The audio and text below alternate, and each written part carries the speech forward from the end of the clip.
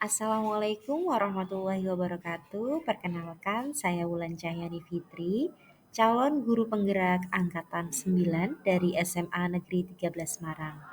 Pada kesempatan kali ini, saya akan memaparkan koneksi antar materi modul 2.2.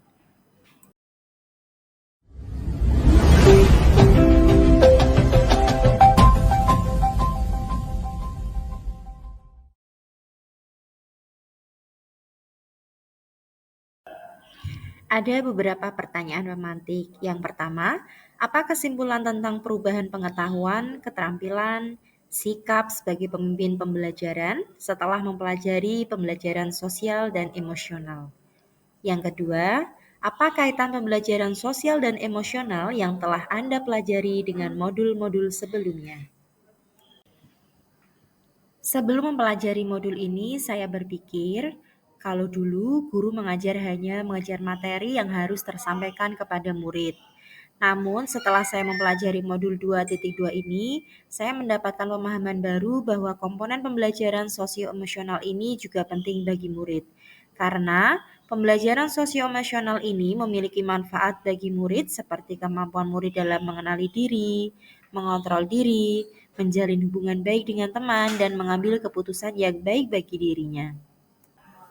Adapun hal yang dapat guru lakukan, pelaksanaan pembelajaran sosial emosional dapat menciptakan interaksi positif dan hubungan harmonis antara guru dan murid, sehingga perannya menjadi sentral dalam mencapai keberhasilan akademik dan kehidupan sosial bagi murid. Guru dapat menerapkan pembelajaran sosio-emosional ini melalui contoh kasus nyata dalam kehidupan sehari-hari, sehingga dapat membantu siswa memahami penerapannya dalam kehidupan sehari-hari. Melalui diskusi, murid juga bisa berlatih membangun kemampuan berelasi. Melalui sosiodrama, murid dapat belajar kontrol diri, manajemen diri, dan berempati. Selain itu, implementasi kompetensi sosial dan emosional melalui pengajaran KSE secara eksplisit, murid secara khusus memiliki kesempatan untuk menumbuhkan, melatih, dan merefleksikan kompetensi sosial dan emosional dengan cara yang sesuai dan selaras dengan perkembangan budaya. Kemudian, integrasi KSE dalam praktek mengajar guru dan kurikulum akademik, tujuannya diintegrasikan ke dalam konten pembelajaran dan strategi pembelajaran pada materi akademik, musik, seni, dan pendidikan jasmani. Selain itu, penciptaan iklim kelas dan budaya sekolah. Lingkungan belajar di seluruh sekolah dan kelas mendukung pengembangan kompetensi sosial dan emosional, responsif secara budaya dan berfokus pada upaya membangun hubungan dan komunitas. Berkaitan dengan kebutuhan belajar dan lingkungan yang aman dan nyaman untuk memfasilitasi seluruh individu di sekolah agar dapat meningkatkan kompetensi akademik maupun kesejahteraan psikologis atau well-being, 3 hal mendasar dan penting yang saya pelajari adalah: 1. Peningkatan 5 kompetensi sosial dan emosional melalui peningkatan perilaku positif. 2. Lingkungan belajar yang suportif dengan ditandai pengurangan perilaku negatif. Yang ketiga, peningkatan sikap pada diri sendiri, respek dan toleran terhadap orang lain dan lingkungan sekolah melalui peningkatan performance akademik murid.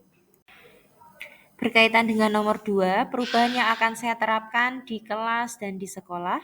Yang pertama, bagi murid-murid, dengan memberikan pengalaman belajar yang dapat menumbuhkan dan melatih KSE, sehingga harapannya selain menghasilkan pencapaian akademik yang lebih baik, murid juga memiliki pondasi yang kuat dan sukses dalam berbagai era kehidupan mereka di luar akademik, termasuk mencapai kesejahteraan psikologis. Bagi rekan sejawat, berupaya secara konsisten untuk dapat menjadi teladan, belajar dan berkolaborasi.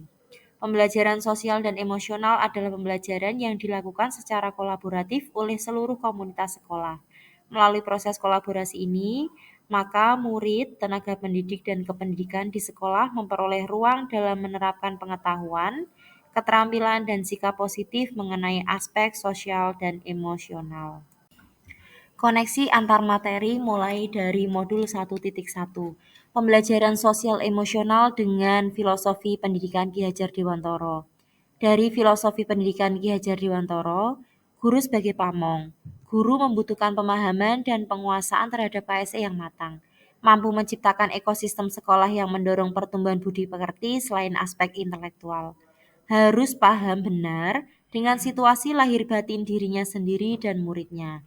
Murid diajak untuk menyadari, melihat, mendengarkan, merasakan, mengalami pengalaman belajar yang dapat mengembangkan pengetahuan, keterampilan dan sikap positif mengenai aspek sosial dan emosionalnya.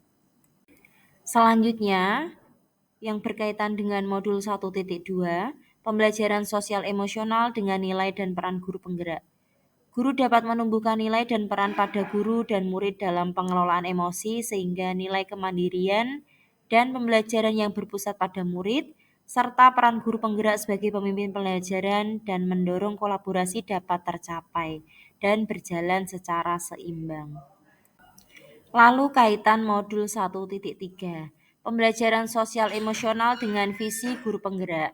Guru dapat mewujudkan visi yang diharapkan dengan melakukan prakarsa perubahan dengan memberikan pembelajaran kesadaran diri, manajemen diri, kesadaran sosial, kemampuan berelasi dan pengambilan keputusan yang bertanggung jawab, sehingga diharapkan dapat mewujudkan profil pelajar Pancasila. Kemudian, keterkaitan modul 1.4, pembelajaran sosial emosional dengan budaya positif.